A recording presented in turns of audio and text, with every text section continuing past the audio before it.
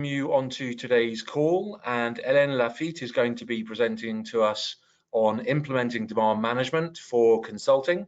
Hélène, many of you will know from Consulting Quest, very well regarded in this space and a fount of knowledge on this topic.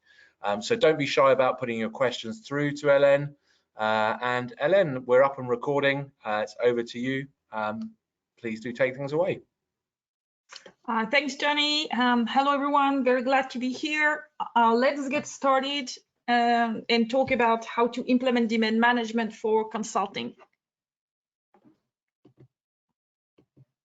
All right, so just before we get started, I would like to inform you that we have launched a benchmark on consulting procurement maturity.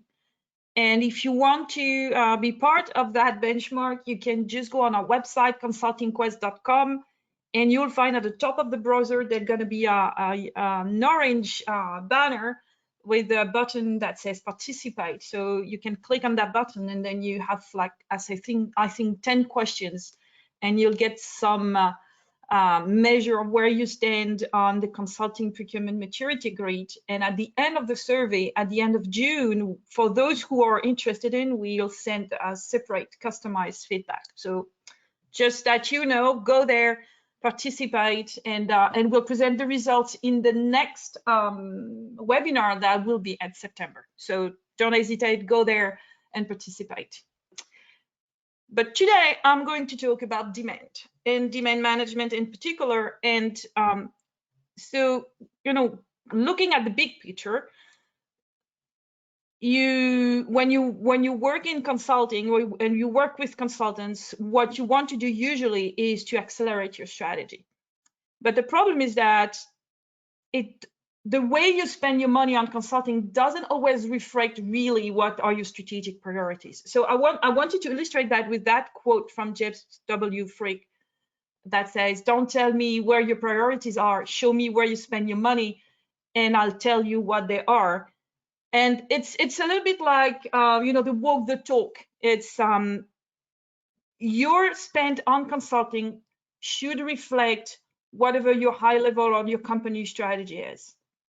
And it's not always the case for many reasons that start with the fact that consulting is often scattered across business units, that there is no centralized procurement group that is in charge of it. There are many reasons, but at the end of the day, this means that you are leaving value on the table and you're leaving impact on the table. So demand management can be a powerful tool to be in the right place and have control on how you spend your money on consulting, and make sure that you spend your money on those of the project that are a high priority for you. So today we're going to cover a few topics. First, of course, I go back to what is demand management and what it means for consulting. We'll see why it is important to manage demand. How does that work? I'll give you a few practical examples and tools for managing the demand for consulting, and then we'll talk about what are the key success factors. So what is demand management? So I went back to the CIPS definition, which is demand management is a process within an organization which enables that organization to tailor its capacity to meet variation in demand, or to manage the level of demand using marketing or supply chain management strategy. So the idea here is you want to make sure that you are focusing on the right priorities, in a nutshell. And you're using several tools in order to do that. So, but it's not something that is just you know, it's not new. When you buy a computer or a TV or anything, you will go and you will compare several models. You will look at the different features and you will assess if you really have a need for that. And if you don't, then you may think, this is not interesting for me. I'm going to look at a model that is less sophisticated, but that's within my budget. So when you do that, when you compare the features and the budget, you're already doing some demand management. Another way of looking at it, and it's when, for instance, let's look at an IT department who's in charge of buying computers for the employees. I'm sure that they won't buy the same computers for everyone. They will look at segmenting their customer base and look at what needs they have in terms of laptop. And I remember very precisely when I used to work for Engie, a kind of energy company, and I remember that because I was traveling a lot, I had a very light computer laptop, while my that's not a roommate, that's gonna be a office mate, my neighbor in my office, he would have a much bigger one. He had a desktop because he was not traveling that much. So obviously there was some sort of segmentation that was made by the IT department. Another thing that is part also of demand management is challenging the needs. It's, are you sure you need this particular software when we already have some part of the existing software that you're using that can do the job? Why do you need this new one? Why is it so important? What does it bring that the other one can't do?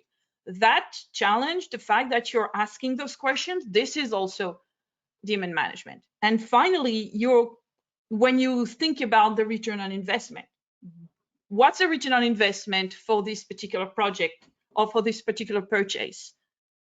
Do we need to do that? Is it worth it? All of this is, of course, familiar, and we're doing that on our daily life, but also on our daily job.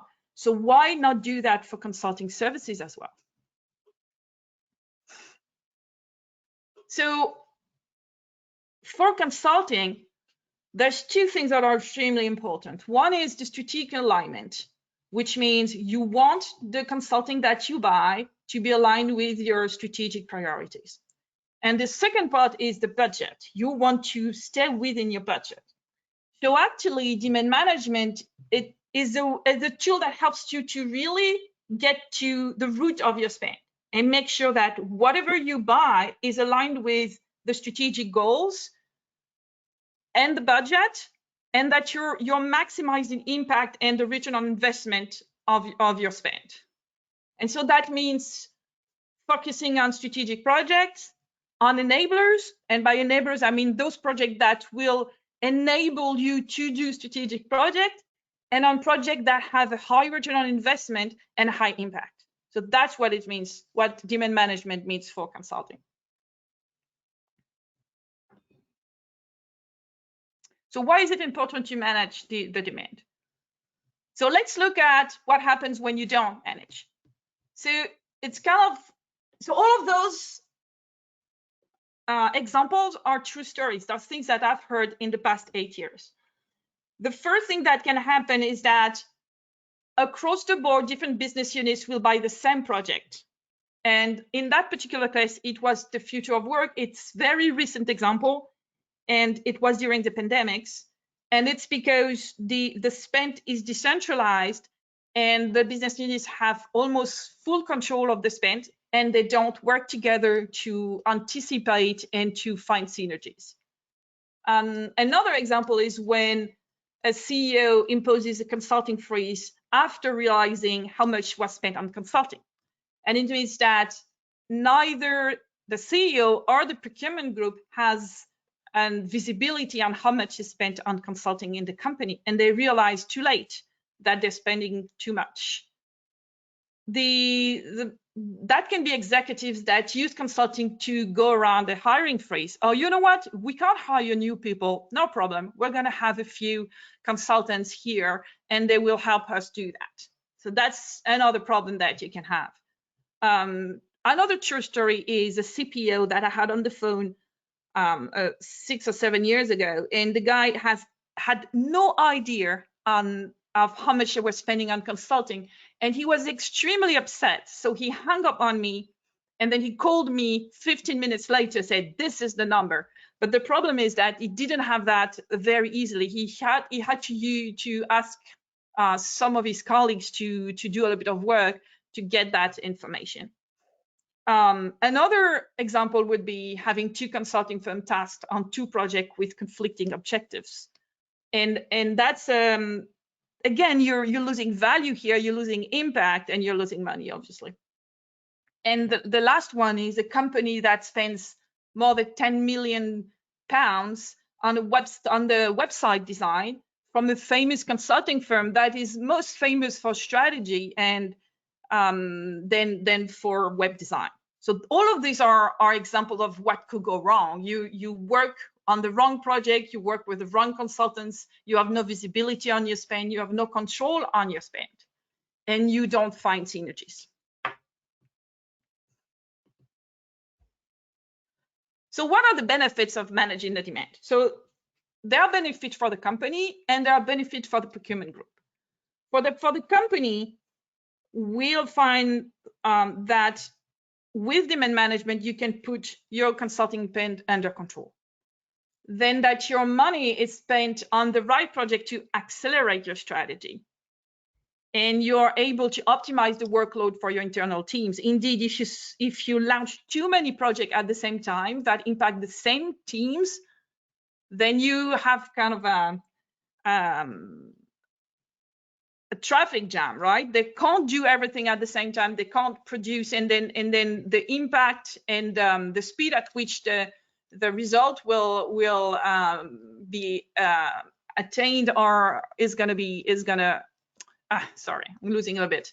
You won't have the result in the time that you expected. You have to wait longer because they have that many days in the day, that many hours in the day that they can work on the projects. And finally, it's a problem of mindset, because now you want to change from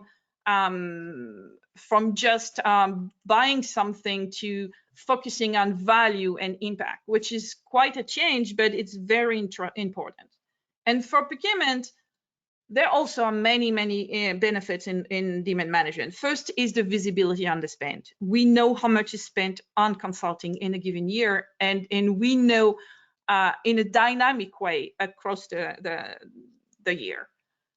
Second, they are involved in the most strategic projects, and they can help find the right people to work with. They can work and they can anticipate and have framework agreements. They can have the right terms and conditions in advance and all of this. So this is, procurement 101.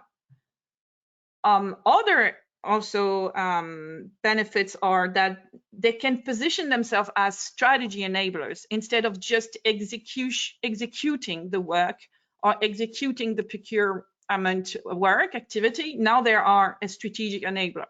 And finally, as I mentioned before, multiple opportunities of savings and optimization that have come from all that involvement in early stage projects, being seen as a strategic enabler and be part of the strategic thinking at the very beginning of a project. That's kind of a lot of value. How does that work in practicality? So let's look a little bit at the evolution of consulting sourcing. So the basic one is, I have an idea, I hired that consultant I know, and I launched my project, period. All right, so this is how most companies used to do things a few decades ago. Now it has changed, and now we go through a process where we will define an RFP, define the needs, and then we'll select the best fit, as opposed to the guy I know. The guy I know might be the best fit, but that's not always the case. And then I launch my project. And now with that when you insert demand in this, it means that you have an idea, you write a demand, and then that demand is reviewed. And if the project has, is strategically aligned with your goals, if it has a right ROI, and if it's the right timing, then you can start your project. You'll define your needs, you have some guidance to write your needs, and you select the best fit. And if you don't have all those elements aligned, then maybe your project has to be abandoned or postponed. And it means that you won't commit to a project that is not highly strategic or a high priority for your company.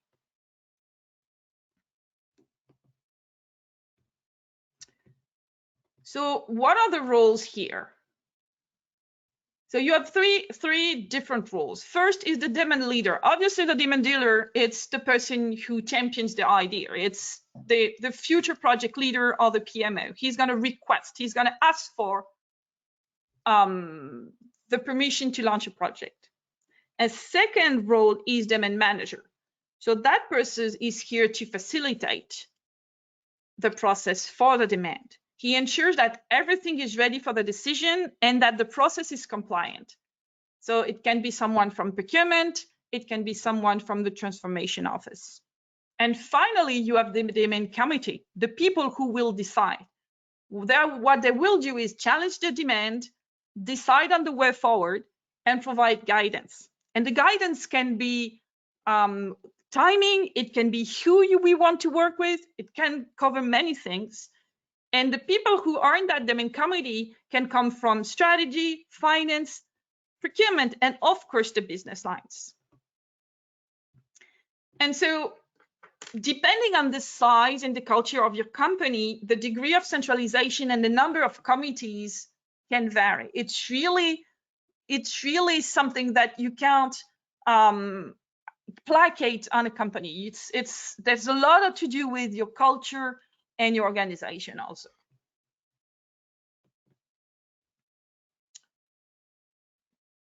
So what do you need to do to get started on a practical standpoint? What's the toolbox? The first thing you need to think about is to have a demand template. What does that mean? It means that every demand leader needs to have some information that you need to fill in order to request the authorization to launch a project. And it has to cover, of course, the project name, the capabilities in what type of consulting I'm looking for, where is that happening, what country, what cost center is going to be allocated, what is the objective for that project, what is the estimated budget, what is the estimated impact or ROI, and then any support document and presentation that you can add to that. This is, of course, this is an example, but this is the kind of information that should be available for review.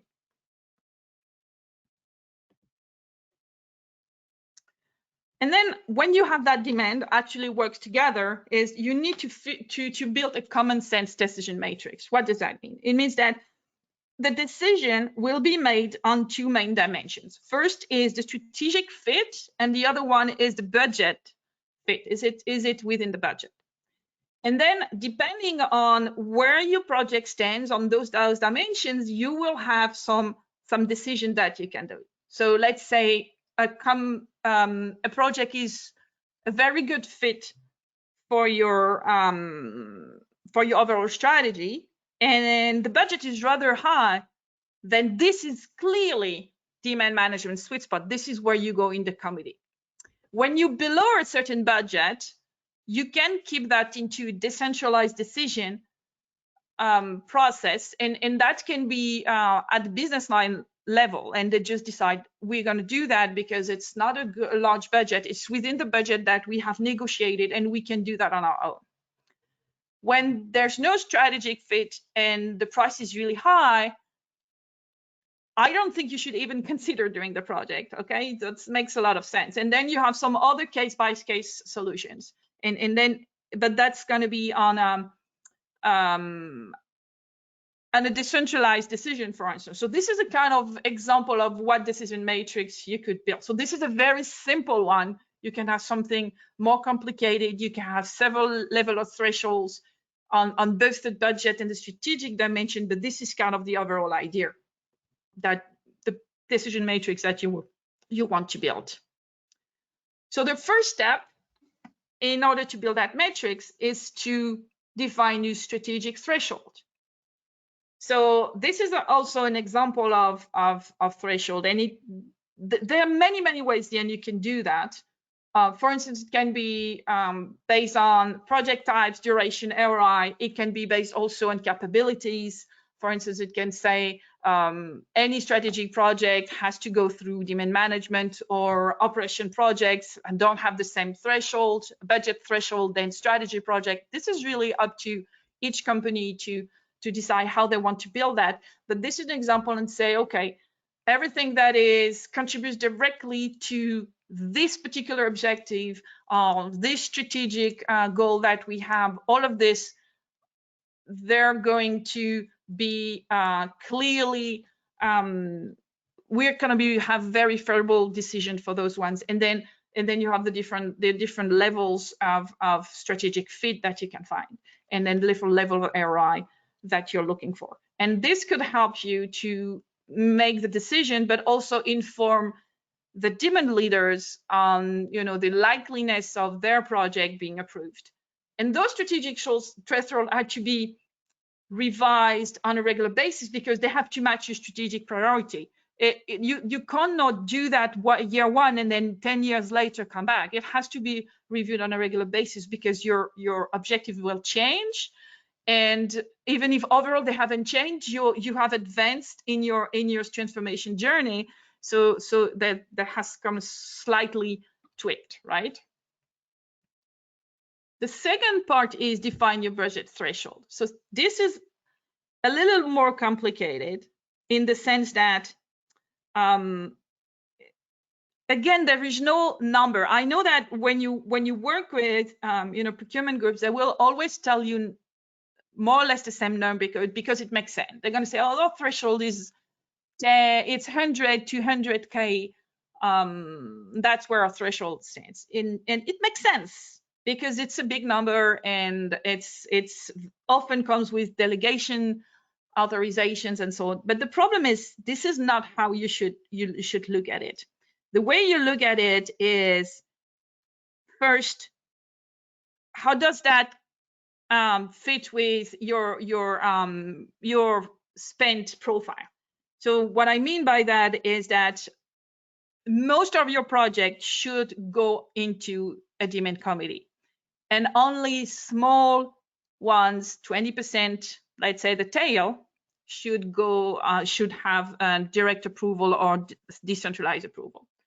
So this is where your threshold should be. It should be between those 80 to 20%, depending on if you look at on the spend, on the monetary, like the dollar amount, or if you look at the number of projects. This is where your threshold should be. But then each company will have their own threshold based on how much spend you have overall and how much project you're handling. But there are other elements that you need to take into account here. The first one is how decentralized your procurement strategy and finance groups are. The second one is what workload it will represent. One thing that is really hard to assess is when you decide for threshold, let's say, okay, we're going to go for $100K, $100,000. And then all the projects that are above that go to the procurement group, and they have to work on the demand. And then that's too much because you have a decentralized procurement, and your centralized procurement is just one guy in charge of professional services, and he'll be completely overwhelmed with the amount of work that he has to do. And then you'll have no demand management. You we say in French, you go past the plate, from one to the next. He won't do anything on that. And that's even worse than anything. So the workload that each threshold will represent is extremely important. And the last part, and last but not least actually, is the flexibility that you leave to the business lines on that part that doesn't go through the demand management committee. What do I mean by that? It means that when you have a threshold that is too low, then almost all projects will go to a demand management committee. And what does that mean? It means more work to get it launched and more time to get the consultants to work. And that's not always a good thing. And you need to leave some room for the business line to operate properly. So that's also an element that you need to take into account. And that's why the way you define your threshold is really linked to how you're organized and what's the your culture internally, what's the flexibility your business line need to operate properly, etc. And then based on those elements, you can define your custom approval workflow. So to the example that you have here is that we have two thresholds, actually. One very low, where you have the project that are approved automatically, budget permitting, which means until we've reached the limit of the envelope, we're approving automatically. Then we have a second level where the projects, they go into a business unit level committee. So it means that the business units have the authority to decide on those projects. And then at a higher level, projects that are really over $350,000, they will go to a corporate level committee, where you will have centralized procurement and strategy group and finance and so on. So depending on your organization, depending on the type of project, etc., you will have those different approval flow. And you could imagine having workflow that are slightly different for a strategy project and operation optimization project, for instance. It really depends on what your needs are and how you're organized. And they're not necessarily the workflow are necessarily the same for that reason.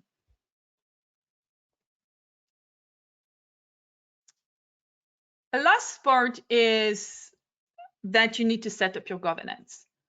So the first very important thing is that you need to have some centralized organization to manage the demand. You cannot have that all over the place.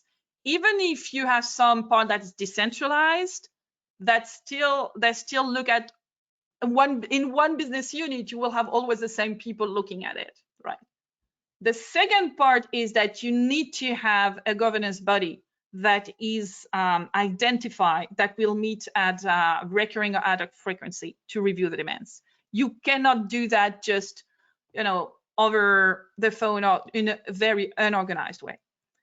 And that means that you need to create a demand committee that can be either a specific team, or that can be a part of the management team meeting, but it has to be some very organized setting here. For very large companies, you might imagine having subcommittees that are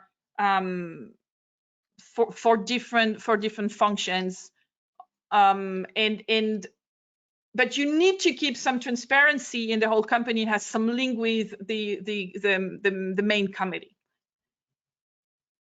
Then you need to have the right people on board. And what does that mean? It means usually you will find head of strategy, head of finance, head of transformation, head of procurement, and then whoever owns the consulting budget or the business line that will be impacted in a given project. And finally, the last part, which is not a requirement, but it's an opportunity, is that this committee usually is also the place to look at make or buy strategy.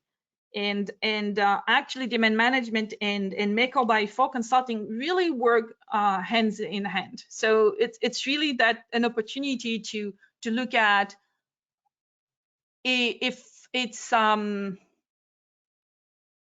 necessary to externalize that project, if we can do it internally or at least partially internally. So once your demand committee is in place, then you can also use it to steer your category management. You can look at, because you have the right people here to look at performance analysis, spend review, panel management, consulting strategy, procurement strategy. So it can be a recurring committee who is looking at everything for that category, including demand management.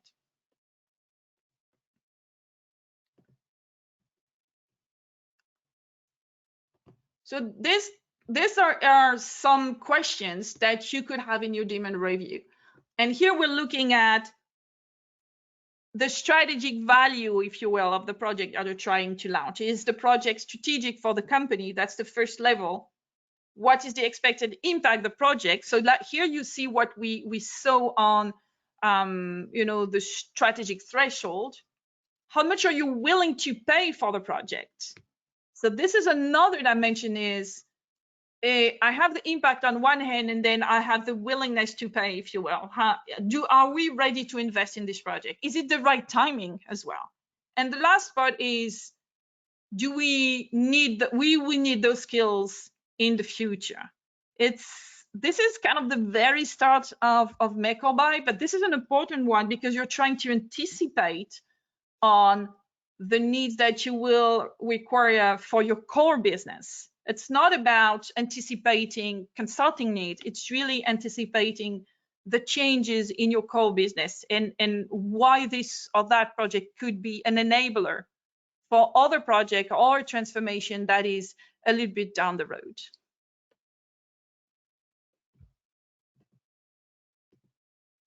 So what are the key success factors in that implementation? So obviously, we talked a lot about strategic fit and strategic goals and all of that. Obviously, you need to know where you are going. And that's, if you want your project to be closely aligned with the strategic direction of the company, it means that you have to have a clear strategy in place. And because the executives, when they launch a project, they have to translate this strategy into the demand management principles and the decision-making process. And so if you have a clear strategy that is there already, it has been shared and with your top management, and you have the buy-in of the top management, that's going to be much easier to implement demand management.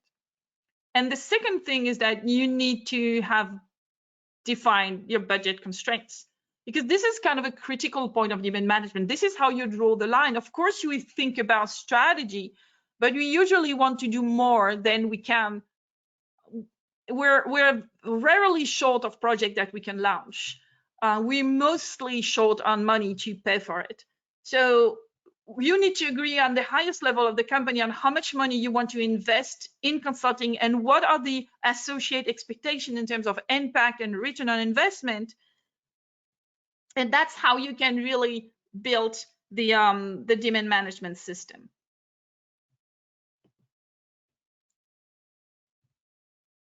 The second part here is that you will have to adapt your ways of working. So here the key point is that you want, a balance between,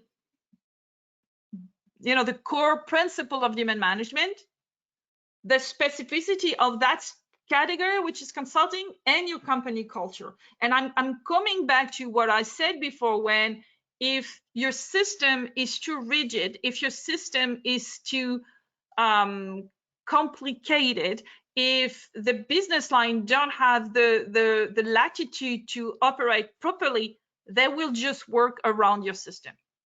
And this is not what you want. So the first thing is you need to have a decision-making process that is really taking that into account, because all projects cannot be treated the same way.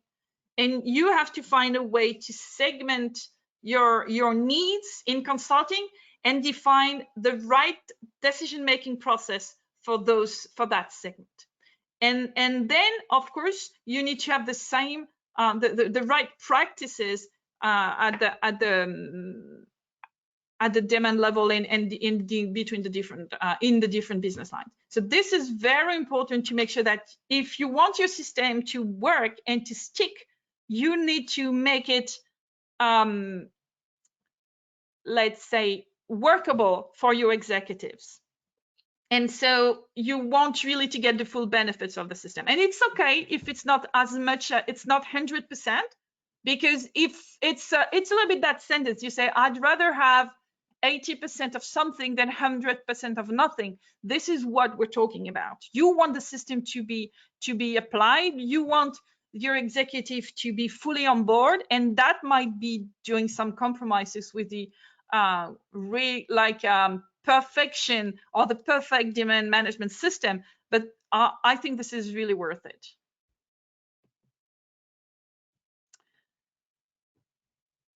And another element is that when you implement demand management, this will change the way people buy consulting in your organization. And many executives might be reluctant to lose that flexibility that they had before. So it's kind of resonates with what I was saying before, that has to be some benefits to it, right? And so it means that in order to change, you need to have the involvement of the top management. So the top management need to openly support the demand management system and even push for it, to be sure that those principles and those processes will be respected across the board, just not only in one organization, not the next. This is one thing. And the other thing is that you need to be clear with your suppliers. This is how it's going to happen. This is how it will impact you. And this is how you will have to play along.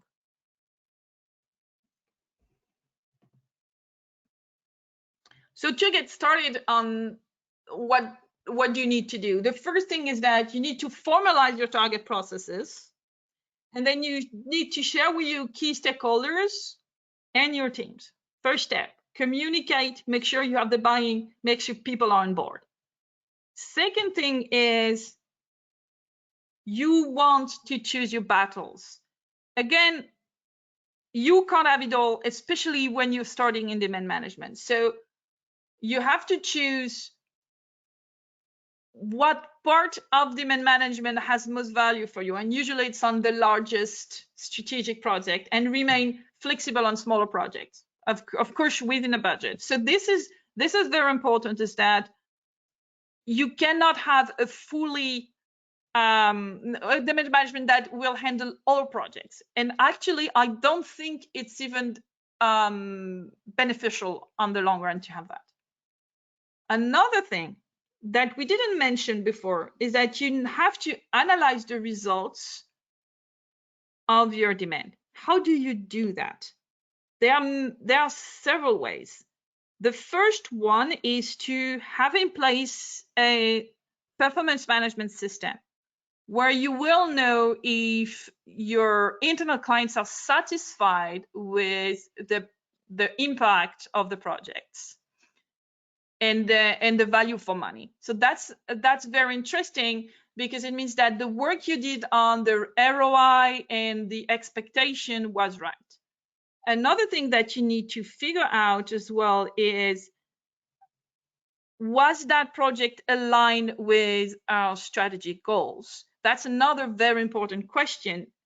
And when you analyze that at the end of the year, let's say you have in place an evaluation system, and at the end of the year you aggregate all this and you look back, that will impact two things. First, it can impact your panel of providers, because you realize that actually you may not have the right people for the right projects, or you may want to have other consulting firms, or you want to anticipate things. So that's one of the impact.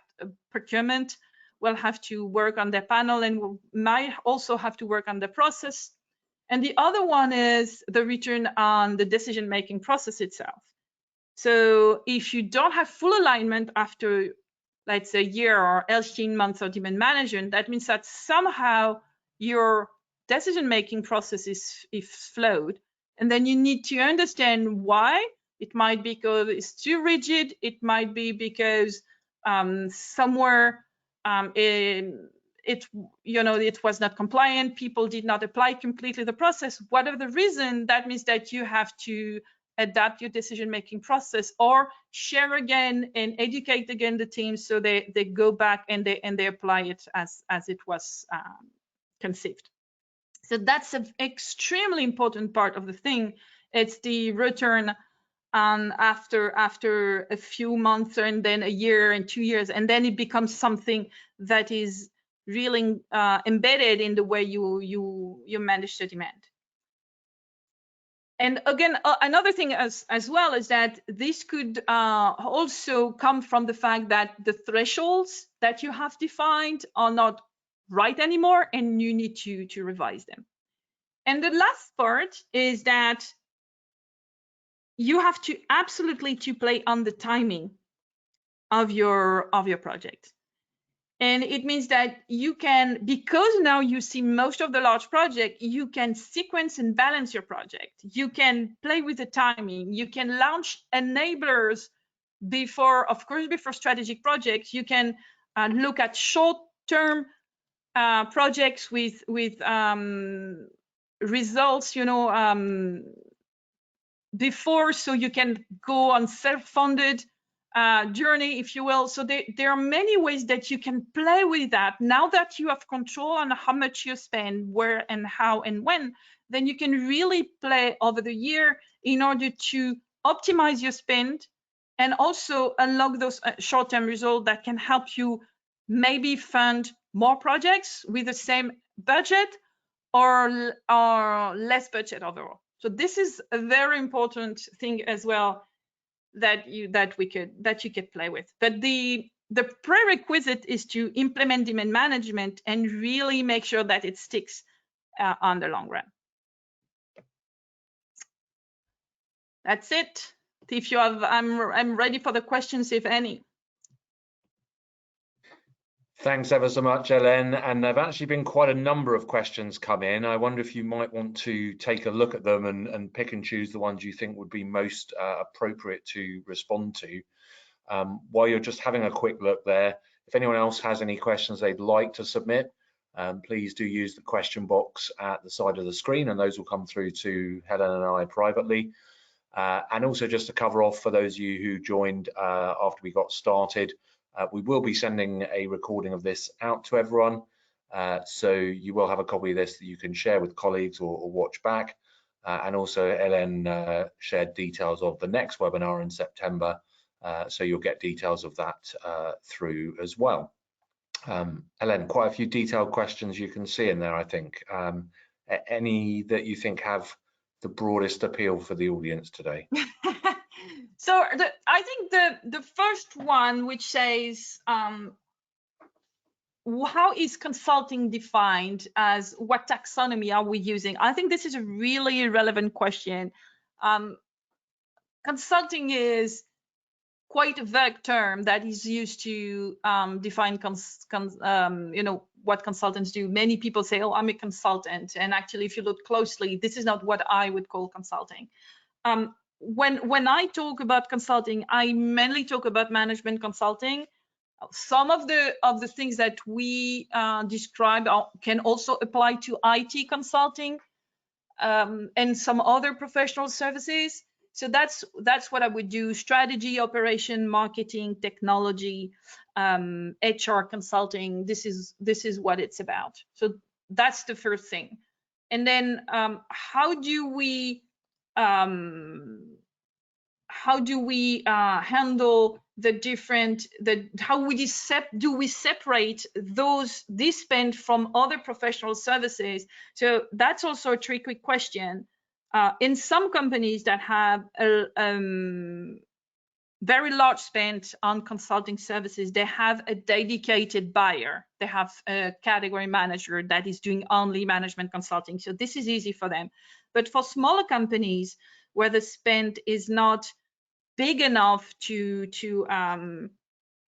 have someone dedicated to consulting, this is a much harder task. And actually, this demand management committee is not necessarily dedicated to consulting. It can be dedicated to professional services. I'm sure then when you buy legal or executive search or any other professional service, you might have some question like that. So why not have something that is professional services, demand management, and then you would just have sequences based on the different categories that you have there. The only thing is that if you want to really have a sense of how much you dedicate to consulting, you have to regroup at some point that specific category and have a filter, if you will, even if you treat that as a professional services category. Thanks, Hélène. And if you skip to the bottom of the questions that have come in, an interesting one around how can consultants influence the avoidance of horror stories for their clients? Do you think it's a good idea for consultants to actually help educate clients on procuring consulting more effectively so that they can't be viewed as having bought consulting from their friends or from people without having gone through the correct processes. I wonder if you have any thoughts on that. Yeah, I think this is a really relevant question. Recently, I was discussing with the partner of a large consulting firm, and because we were working on the sourcing for like a large SME based in France, technology company, and he was telling me this. He said, when he's working with smaller companies, and for him, a smaller company is not that small, but let's say that is with people that are not used to buy consulting, there's a level of uncertainty here for them, because he's not sure of what the client wants. He's not sure that the client really gets what is consulting and how projects unfold and what is in a proposal, etc.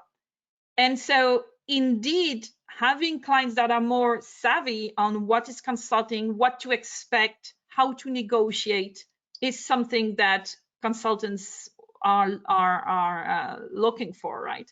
So indeed, I think that there is some virtue to educate procurement leaders, but also clients in general, on how to buy consulting services the right way, in a way that is satisfactory for both. I think that the problem with consulting is that you can go there's kind of two extremes in how to buy consulting services. One is business lines that are buying on their own and procurement is not even involved and doesn't know anything about it. This is terrible. And the other way is procurement taking over and applying blindly procurement principles to that category without the common sense that should be there. And this is also a nightmare. So the truth is somewhere in between. And I think there's indeed, consultants are the one that know better about the industry. And if there were some way to educate those clients, that could be very valuable, I think, for both sides. Terrific. Hélène, thanks so much for all the insights you've shared today. A really useful session. There are some other questions that have come in that are perhaps for you to respond to people individually after the call. But yeah, please do look out for the recording and also for details of the next sessions that will be coming up in September.